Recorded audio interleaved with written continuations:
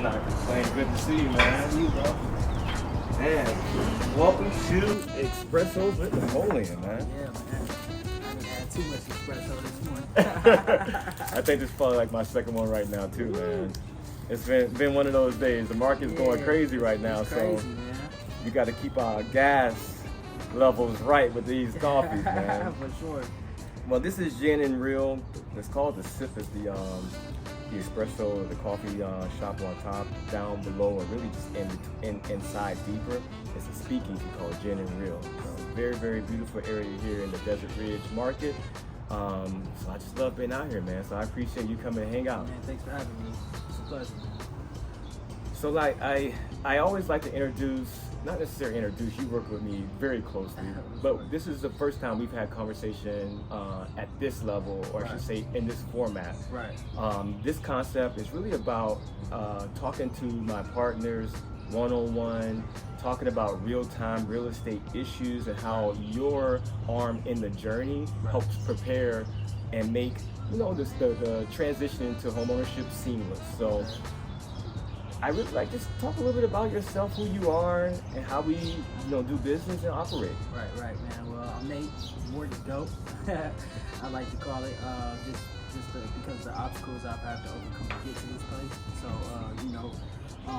I've been doing mortgages for the last 11 years, man, and I've seen some things since I've been in the game, and just been able to navigate it in a way that I've been very, very successful just within the past like 4 to 5 years, just being able to help people get to that next level, like you said, very seamlessly, man, and just taking it to a point where I'm helping people of many different kinds of backgrounds, many different types of situations, and just really just kind of putting a foot forward and helping the people that couldn't be helped before. Yeah. So it's been a really, really great journey, and I think the reason why I like mortgages so much is so fulfilling for me. I was a math specialty in school, so I've always been good with numbers. I've always been quick with the numbers and things like that. So it's really fulfilling to me because back home where I'm from, Milwaukee, Wisconsin, you know, I grew up moving from house to house to house to house to house as a child, you know, so I never really had like a neighborhood to like, so to speak, grow in. I've always had to move and make new friends everywhere I went. So when we finally got a home of our own, and I saw that process, and I saw like how important a community is, I wanted to do that for other people, and I didn't know that it would be in this capacity, but using like the things that I am really, really good at and just turning it into something that became a passion for me. Yeah. So it was just really cool. It's been a really, really amazing journey, and I'm just waiting to see what's next, for real. Man, I can definitely think through some of the deals that we've been able to process through, and I'm gonna have to just look you dead in the eye and say, guys, we are able to nearly walk on water sometimes for our clients, man. For sure. So I'm truly grateful for the service you provide to my business directly, to the community directly. I know you are one who not only just act and talk, but you put your money where your mouth is as well. Absolutely. So I know you are truly there for the community and making sure that you provide high level service. So I appreciate that. Absolutely, man. It's an honor.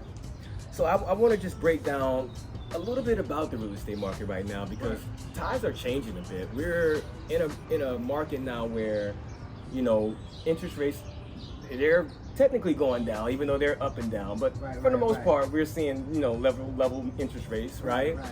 Talk to us about what's going on in this mortgage rate world. Well, there's a lot of factors that play into mortgage rates specifically, but there's a lot of things happening in the world that's actually causing the bond market to move up and down and things like that.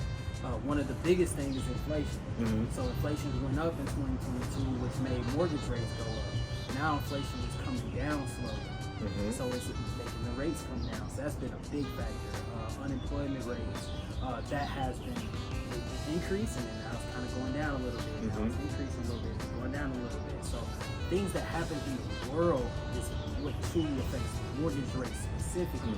So when you hear the feds announce, hey, we're gonna raise rates, that doesn't apply to mortgage rates. It applies to like credit cards, and auto loans, and different things of that capacity that affects how they lend that type of money. But when you're talking about mortgage rates, you're talking about the bonds market and how they buy and sell mortgage-backed securities.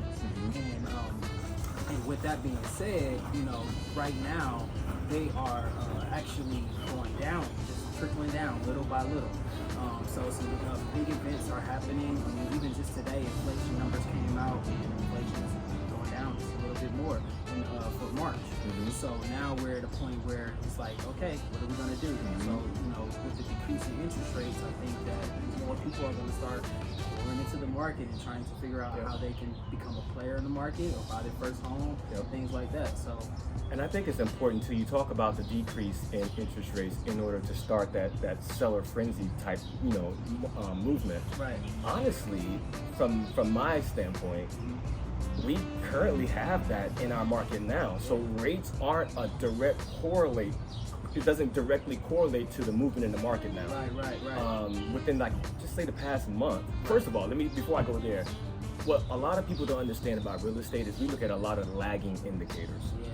Meaning, when we're talking about real estate today, we're basing that off of information that we saw last month, the month before that, and prior. Right. So because we're talking in real time now and talking about lagging interest rates or lagging information or key indicators, it sometimes it feel as if we don't know what we're talking about.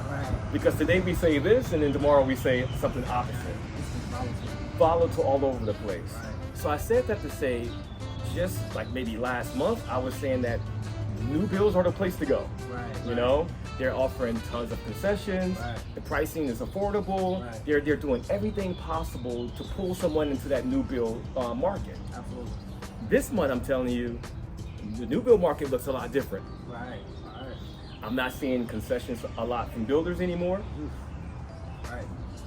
I know for a fact that builders they should say this, they requested less permits, which means they're building less. So when you have less concessions in the new build market, they're building less, so the new build market is slowing down. The resale market has been holding strong. What happens in a world where everything now is balanced? Well, I think at this point, like you said, like the new builds, their requests for permits are going down. And it has a lot to do with the interest rates. So let me tell you this, when we talk about where the feds are raising interest rates, that's also affecting these people's access to capital. Okay. So they're using that capital to fund their projects to eventually sell this home to a consumer who wants to buy to get their money back plus their profit. So to a bigger degree, it's kind of making it seem as if like they're slowing down because maybe not as many people are going to new builds. Maybe people are just like, hold up, wait, let me see what's going on with the market. So I think to a degree, it's becoming one of those places where it's just like, okay, we're running out of money. We need more people to come in and buy, or at least inquire to buy. And I think the access to capital, when you have higher interest rates, that makes people slows down. It slows down for people access to capital, which in turn affects banks. So we can see what happened with the banks and the SVB and things like that. So the access to capital, how they lend this money, with those interest rates increasing, makes it unaffordable. People don't want to. People like cheap money, right? Cheap money, you make more profit, right? So the more that money costs, they're like, I don't want to take from that. So I think about that bank situation too, because I've had clients that have come to me and say, I'm going to hold off on making a move because we're still seeing issues with the bank systems folded and things of that nature. And at least from my research and how I guide my clients through is I tell them that banks have been over leveraging themselves for so long. And I hate to say this because it freaks people out, but I think about like some of the housing bubbles that we've seen. Those bubbles popped because of over leveraging. The banks lend money to lenders or to borrowers who probably couldn't afford it. The bank has been penalized for that. And now we're in a current situation now where the bank has over leveraged the monies that it currently has. How many times are we going to bail the banks out? I'm not going to talk about that right now. But a lot of the issues that we're seeing with banks folding is because the banks are under a stress test right now. It's time for banks to be held accountable for some of the things that they're doing. Over leveraging, whether it's to a consumer or to a business, is still over leveraging. And that's what we're seeing right now with a lot of these banks folding, is that they're folding under the pressure of stress because they position themselves way too risky. Yeah, man. Yeah. It's just a trickle down. It's a trickle down. Yeah. So when I look at the market, we talked about a little bit on, you know, the new builds and how they're moving. In the resale market, I kind of get a feel for what's going on there. We're pretty much 100% sellers market around the valley. Yeah, most places, yeah. There's about 3 cities, Buckeye, Maricopa, and Queen Creek are the only 3 cities that are still considered buyer's market, and not even really strong buyer's market. So with us moving into the seller's market pretty much 100% around the valley, with interest rates pretty much falling but holding pretty sturdy, Right. how is movement going in the valley with regards to being able to, how are things moving in the valley regarding contracts being submitted? And so I think, truthfully, man, like a lot of people are still wanting housing. You know, I think people are coming due on their lease, and they're saying, look, I don't want my payment to increase $300-400 every time I renew my lease, and I'm tired of moving, and I'm tired of changing my kid's school. And I think that pressure alone is making people apply and say, hey, let me just see what I can qualify for. And it's forcing people to make decisions, you know what I mean? Whether they want to buy, whether they want to go lease again or whatever, what have you. Or even just lease to purchase, whatever they can do to try to find some type of way to have that stability in the market. So I think that's what's happening. I think the pressure's on. I think a lot of people are just looking at the market and just trying to find their bearings in it. You know what I mean? It's different. And I think, again, access to capital has been like the main component to like, you know, whether that's going to happen or not. I like what you said about, you know, buy, lease to own, and just some of these other options. I find that as creative as you can get with financing, the more success you can find in the market. You know, just last month and a half, I've been able to find success with pushing sellers for concessions. I hear DPA is back on the scene a bit now, you know. But what are some other special financial things that maybe you offer that can really make homeownership a reality in today's world? Well, see, this is my thing, right? So there's so many different ways that you can come up with a financial situation, but I always try to focus on the client and their goals and what they really, really want. And one thing I found success in is people say, oh, you can't qualify.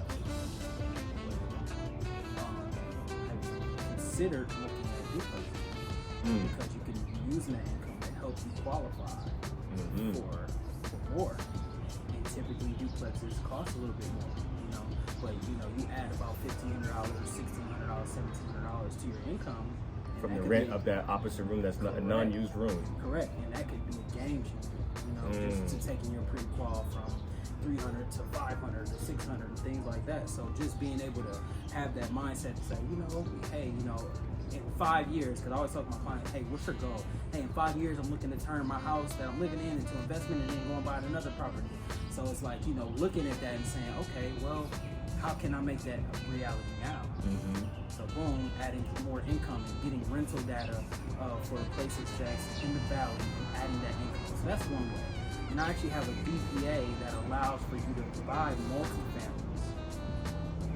Up to 4 units. What? Up to 4 units. I have a DPA available right now that allows you to buy 4 units. Wow. Today. Okay. So that's, again, those options. Another thing, you know, a lot of people are concerned about location, and I get that. But, you know, in these would-be buyers markets, Maricopa, Queens Creek, these are places that you can ask for seller concessions, right? So with those seller concessions, you're able to do what's called a 2-1 buy down. And I think that's a really effective tool because rates are projected to continue to go down. So with that in mind, you know, with a 2-1 buy down, you have a lower rate up front, right? So say for instance, on a 2-1 buy down, the first year, the interest rate is 3%. And the second year is 4%. And then the year after that is 5%, right? So if rates are 5% today and they go down to 4%, then you could just refinance next year to a 4% interest rate. And then from that point, for the rest of your term, you have the lower interest rate.